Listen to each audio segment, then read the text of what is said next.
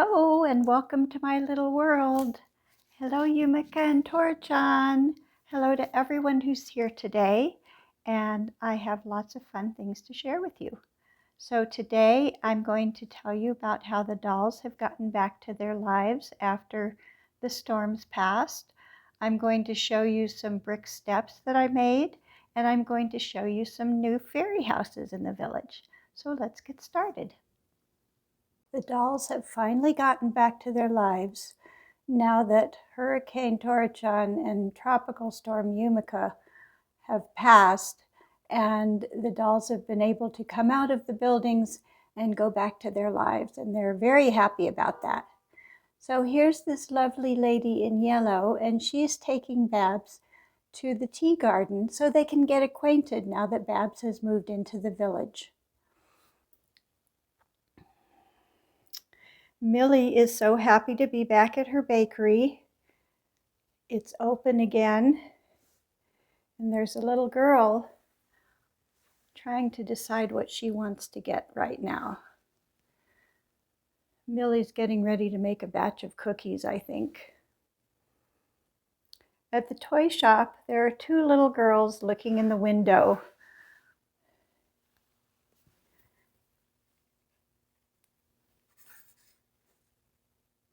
Turn this way and let's see your pretty faces. So the toy shop is only open during Christmas because the rest of the time Santa uses it as his workshop in the village. So the kids like to look in the windows and dream about what they might be getting for Christmas. Over at the park, we have these lovely ladies enjoying the good weather. And the painter is here working on his painting.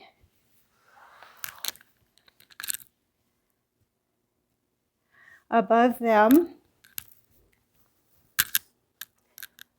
we have the preacher and his wife standing in front of the church. They used to be over by the train station because they were arriving from another town, but now they're settling in here, and he will be preaching at the church on Sundays. We have Ms. Bunny and this lovely girl in gingham who are visiting in front of the dress shop. And we have these two girls who are standing in front of the brick townhouse talking to each other. Here's the errand boy who works so hard in the village, carting a load of wood in the wheelbarrow. We have a new horse in the village, and he's here by the hotel. Then we have this young woman walking along the sidewalk, and the halberdier is always being the doorman at the hotel, though I don't think she's getting ready to go in. I think she's going to walk on by. She has that look on her face. Down here at the Painted Lady, we have these two girls, sisters, the older one and the little one, and they're standing in the yard there. So I fixed the brick walkway. I took pieces of thin cardboard and glued the brick paper to it so that it would be easier to arrange on the floor, and it would have some stability and be able to take me standing on it and walking on it and things. So I've covered the walkway all along here with brick in front of the road.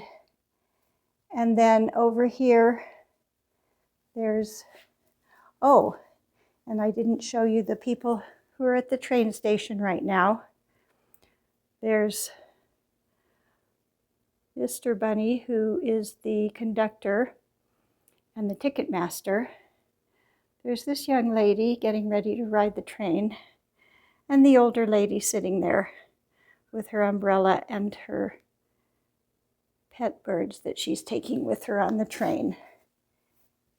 So there's some brick in front of the train station, And then we have this brick walkway, which I arranged in front of the toy store and the bakery.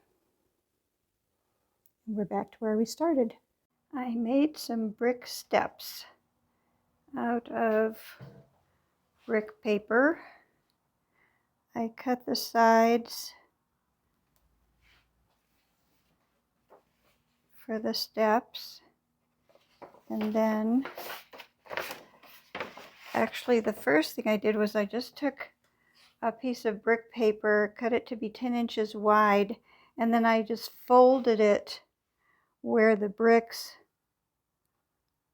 have the lines. So it was not, the measurements weren't exact, but they were close enough. And then I used the folded piece to figure out what the sides needed to be. And then I attached a top piece, and when I cut the sides, I cut them a little bit wider and then folded them in and just taped them.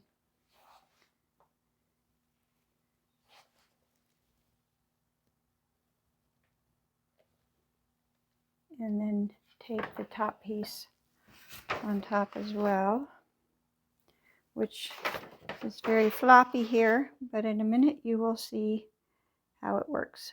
So I put this box here.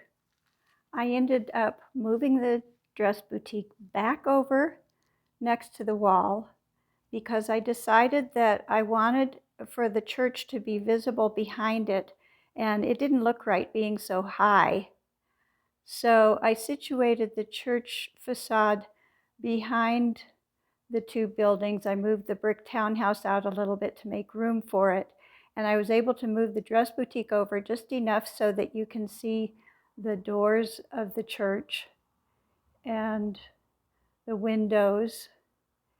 And then, so the way I was able to get it balanced was that I added this wooden piece, which is a shelf that I had taken out of somewhere else.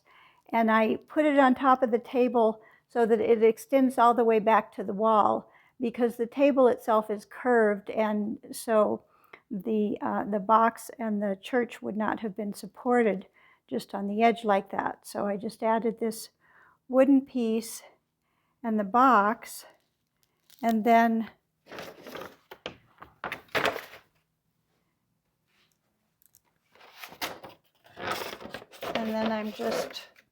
I just made the steps to cover the box like that.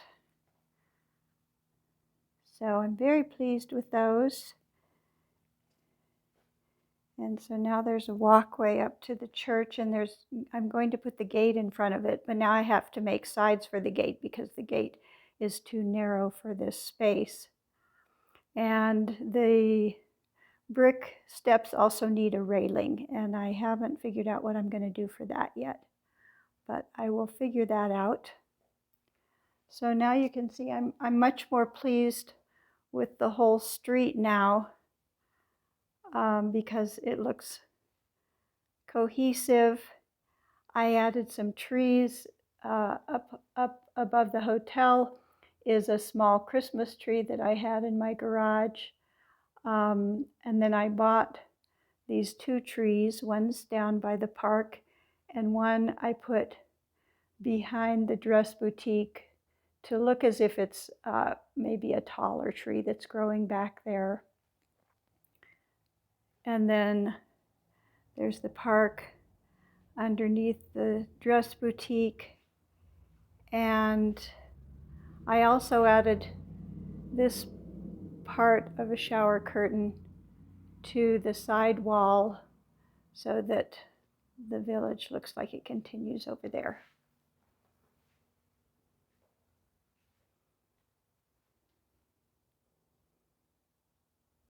I showed this briefly on my expanding my doll village video, but I just wanted to show you a little bit more about it, a little bit more detail. So this is hanging from my mantle and covering my fireplace right now, so it will have to move when it gets to be winter because I use my fireplace a lot as soon as the weather gets cold, and it's so comforting and wonderful to me. But for now I have this here, and I moved this curtain from where it was behind the big tall buildings of my doll village, where I was just using the top part of it for the sky above the buildings. But I just love this curtain, and it's so cute. It's this little fantasy village that looks like a set of books that have been turned into buildings. And it's so fun and whimsical. And when I moved it over here, I discovered that it was just the right size for the new dolls that Gretchen had given me, because I moved it over here and I was like, I don't just want the curtain hanging there. I want to create a scene with it. Who lives there? And what is going on around that little village? And so when I started thinking that way, I went looking for dolls in my house that would be the right size for it. And I discovered the dolls that Gretchen gave me. And they were visiting in the Victorian apartment building. They were visiting the Bunny family there. But of course they couldn't stay because they needed a home of their own. And so they seemed like just the right size, and also the way they were dressed just seemed perfect for this village. And then I got this little kit to make a wooden puzzle of a horse and carriage that could be in the street in front of them, and I thought that was really cute too. And then I also had bought just a bag of little teddy bears at the Goodwill store here, and I had put them in clothes. They didn't have clothes on them, but I had bought some little clothes on Temu and found that they fit the teddy bears. And then I also bought this little pony with a, I'm not sure what that's called, but it's kind of just a little cart that the pony is pulling, and so that fit one of the bears. And then I also bought this beautiful horse, and I actually bought another Cinderella type carriage, but it's on order, and I'm not sure how long it's going to take to get here. So when it gets here, this horse will pull it. But for now, the horse is just hitched over here by the clock. So I'll show you these buildings a little more close up. They're just so cute, with windows on them and roofs and flower pots in the windows and ornate doors.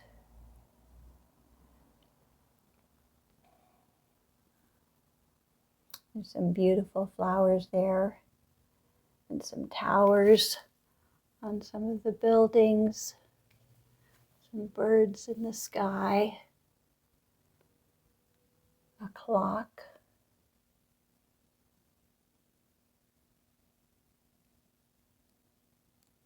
And a pointed arch here.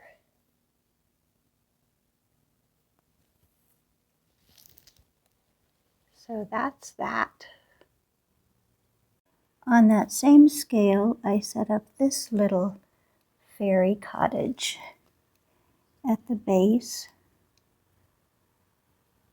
of the giant tree that lives in the doll village.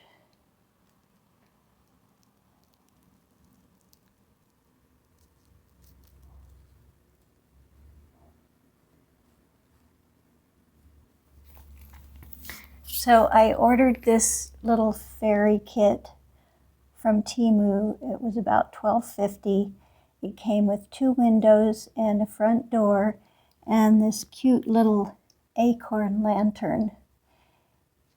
And then I made the steps for it. I glued the windows onto the pot of the tree with Gorilla Wood glue, and then the door is just standing there, and I'll show you in a minute what I did with that. So I added these steps, and I just made them out of some little boxes. They were the boxes that the playing cards came in that I made the wallpaper out of. And then I added some little parts to the front door so that when it's standing there, it looks like it's coming out from the pot.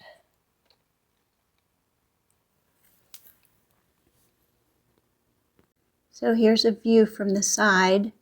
I just used some green construction type paper. It's a little heavier than construction paper, art paper, to make the sides to the door, and I put wood glue on it. And then to stand up the little acorn, I just poked a hole in this rubber mat with a screw and then pushed the bottom of the lantern into it, and it's standing very well that way. Once I set up that fairy house, I decided to add a few more things to the tree. I added this darling little statue of a sleeping critter, looks like a squirrel maybe, under the tree. I also added this little hut that I already had. It was just sitting in the closet. And then this little mushroom house down here.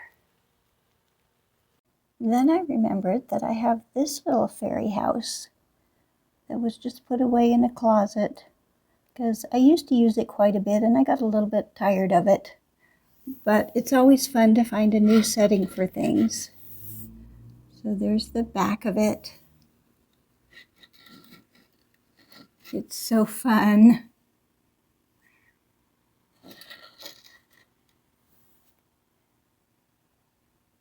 The front and the other side has a little balcony over here. And inside, the door opens, and there's Mama Mouse putting her 2 babies to bed, reading them a story. Good night.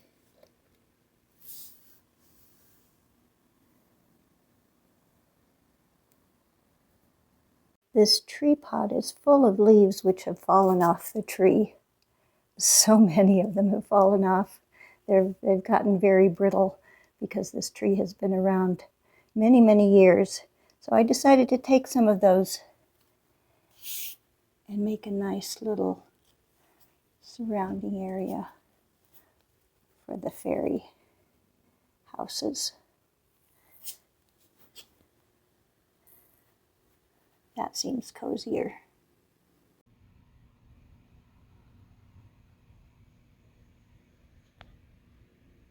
There are a few other mouse houses on this step underneath the window over here. There's this one, and this one, and this is a sticker. And these are over here by the tea garden. One more fun thing about this fairy house is that it glows in the dark. So with that, I will say adieu and good night, and see you next time. Bye-bye.